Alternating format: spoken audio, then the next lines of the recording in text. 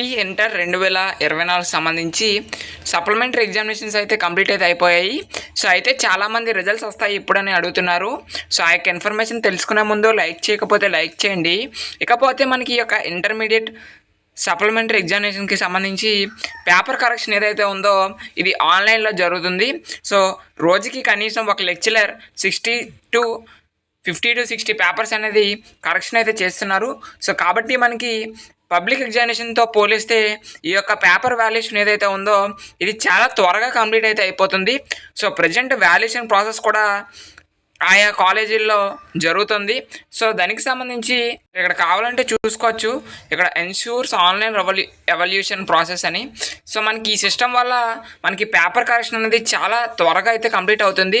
So ఇందువల్ల మనకి ఈ యొక్క రిజల్ట్స్ ఏవైతే ఉన్నాయో ఈ యొక్క రిజల్ట్స్ని మ్యాక్సిమం ఈ మంత్ 7th లోపు రిలీజ్ చేసే అవకాశాలు అయితే ఉన్నాయి.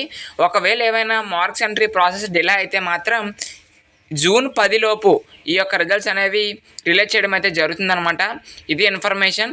సో మీకు ఇంకా రిజల్ట్స్ సంబంధించి అప్డేట్ వచ్చినా మీ వరకు ఇన్ఫామ్ చేయడం జరుగుతుంది. కాబట్టి మన ఛానల్ అయితే సబ్స్క్రైబ్ చేయండి. Thank you.